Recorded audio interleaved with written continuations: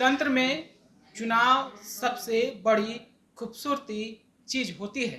खूबसूरती की बात इसलिए मैं कह रहा हूं कि लोकतंत्र ही में जनता को एक ऐसा मौका मिलता है जब वो अपने मन और पसंद की सरकार चुनती है। और पूरी दुनिया में जो लोकतंत्र की चर्चाएं हो रही है, जहां भी लोकतांत्रिक व्यवस्थाएं चल रही है, जनता इसको अनुभव भी करती है और समय समय पर वोट भी करती है। आप देख रहे हैं लाइव बिहार, मैं हूं आपके साथ असलम अब्बास। लोकसभा आम चुनाव भारत में 2024 अपने आखिरी मरहले में है। 7 चरणों में से 5 चरण का मतदान संपन्न हो चुका है और 2 चरण का मतदान अभी होना बाकी है। और बिहार में 40 लोकसभा सीट पर चुनाव हो रहे हैं। ऐसे में 5वें चरण के चुनाव खत्म होने के बाद 6ठे चरण में जो बिहार के लोकसभा क्षेत्र है, उसमें एक नाम है सिवान। और सिवान लोकसभा का क्षेत्र इस बार काफी चर्चा में बना हुआ है, या कहें कि हॉट सीट के रूप में जाना जा रहा है। ये तो बिहार के लोकसभा की अगर सीट 40 की बात करें तो 40 लोकसभा सीट में पूर्णिया एक ऐसा लोकसभा सीट था जो निर्दलीय प्रत्याशी पप्पू यादव को लेकर काफी चर्चा में रहा। और चर्चा में रहने के बाद भी दो मुख्य पार्टियों को, यानी कि गठबंधन के बीच में पप्पू यादव एक कहें कि आंख का तारा बन गया थे, या फिर कहें कि पप्पू यादव सबके लिए किरकिरी के सवाल हो गए थे। तो दूसरी तरफ 6ठे चरण में सिवान लोकसभा की बात हो रही है, जहां से हिना साहब चुनाव लड़ रही हैं। और ये हिना साहब का चुनाव लड़ने का जो मामला है, जो चुनावी मैदान है, उसमें आप कह सकते हैं, समझ सकते हैं कि मैडम बाहुबलियों के बीच में टक्कर है। जी हाँ, मैडम बाहुबली मैं इसलिए बोल रहा हूं कि जिस तरीके से सिवान में दो महिलाएं आमने सामने हैं, एक तरफ पूर्व सांसद मोहम्मद शहाबुद्दीन की पत्नी हिना साहब चुनावी मैदान में है, तो दूसरी तरफ एनडीए की तरफ से जदयू के रमेश कुशवाहा की पत्नी विजय लक्ष्मी चुनावी मैदान में है।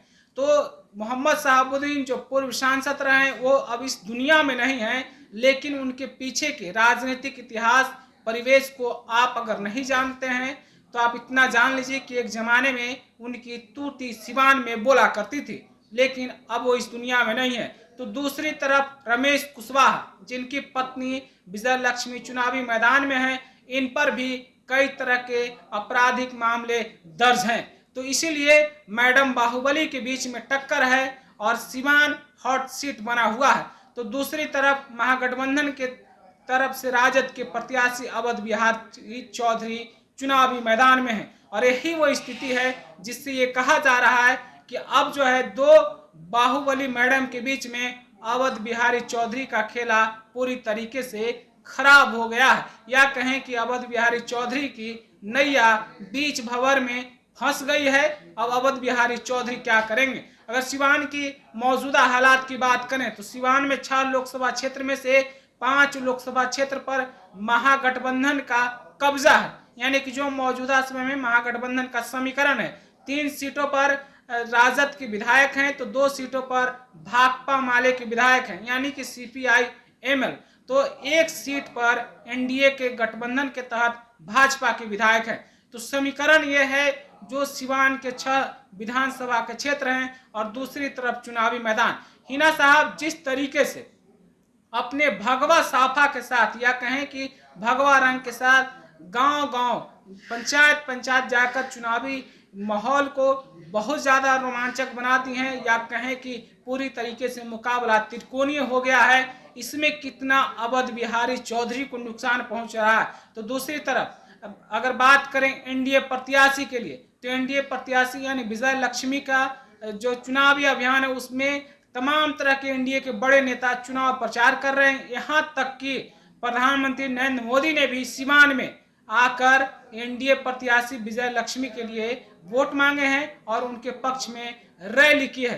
तो दूसरी तरफ अवध बिहारी चौधरी लगातार तेजस्वी यादव के नौकरी और रोजगार के वादे को, नौकरी के सवाल को लगातार सिवान में भुनाने की कोशिश कर रहे हैं और कह रहे हैं कि अगर मुझे जीतकर जनता सेहरा पहनाती है। तो तेजस्वी यादव का जो सपना है, तेजस्वी यादव जो लोगों को घूम घूम कर नौकरी देने की बात कर रहे हैं, उसमें वो आगे चढ़कर अपनी सहभागिता निभाएंगे। लेकिन दो प्रत्याशियों के बीच में हिना साहब की चर्चा बिहार में हॉट निर्दलीय प्रत्याशी के रूप में लगातार हो रही है। हालांकि आखिरी चरण में, यानी आखिरी चरण 7वें चरण में एक और निर्दलीय प्रत्याशी बिहार के 40 लोकसभा सीट में से चुनावी मैदान में है और उनका नाम है पवन सिंह, जो काराकाट से चुनावी मैदान में ताल ठोक रहे हैं। उनका भी चर्चा पूरे बिहार में हो रहा है। लेकिन वो 7वें चरण यानी कि 1 जून को वहां मतदान होना है, उससे पहले ये सिवान का मुकाबला आप साफ साफ समझ लीजिए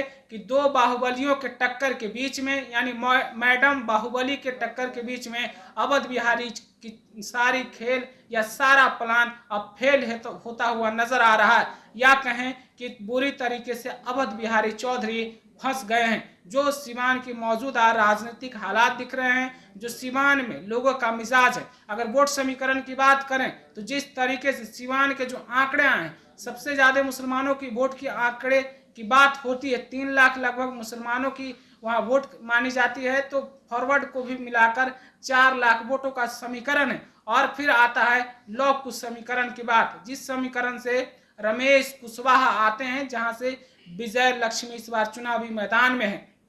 तो क्या इन तमाम समीकरणों के बीच में मैडम बाहुबली जो चर्चा हो रहा है, यानी हिना साहब, पूर्व सांसद मोहम्मद शहाबुद्दीन की पत्नी, खेला सबका बिगाड़ देंगे, या फिर जीत का सेहरा सिवान की जनता हिना साहब के सर पर सजाएगी, या फिर उनके जिस तरीके से भगवा साफा यानी कि भगवा रंग है, कई जगह पर वीडियो और तस्वीरों में आपने देखा भी होगा कि लाल चुंदरी भी साथ साथ नजर आया है। तो क्या हिना साहब का ये जो बदला हुआ रंग है, स्वरूप है, क्या मोहम्मद शहाबुद्दीन के मौत के बाद कुछ नया गुल खिलने वाला है? बहुत तरह के सवाल हैं और बहुत तरह के चर्चाएं हैं। तो दूसरी तरफ युवा चेहरा के रूप में तेजस्वी यादव के वादे हैं, तेजस्वी यादव के लगातार जनता के बीच की कनेक्टिविटी, तो फिर विजय लक्ष्मी के साथ मोदी लहर, मोदी की गारंटी कितना कामयाब हो पाएगा ये 4 जून को ही पता चलेगा। लेकिन 25 तारीख के मतदान से पहले तीनों प्रत्याशी और उनके बड़े नेताओं की धड़कन जरूर रुक सी गई है। आप अपनी प्रतिक्रिया क्या रखते हैं सारण कमिश्नरी के सिवान लोकसभा क्षेत्र के बारे में, मैडम बाहुबलियों के बीच के टक्कर के बारे में? हमें कमेंट में जरूर बताइएगा। तब तक के लिए आपका बहुत बहुत शुक्रिया। लाइव बिहार YouTube पर सब्सक्राइब और Facebook पर लाइक जरूर करें।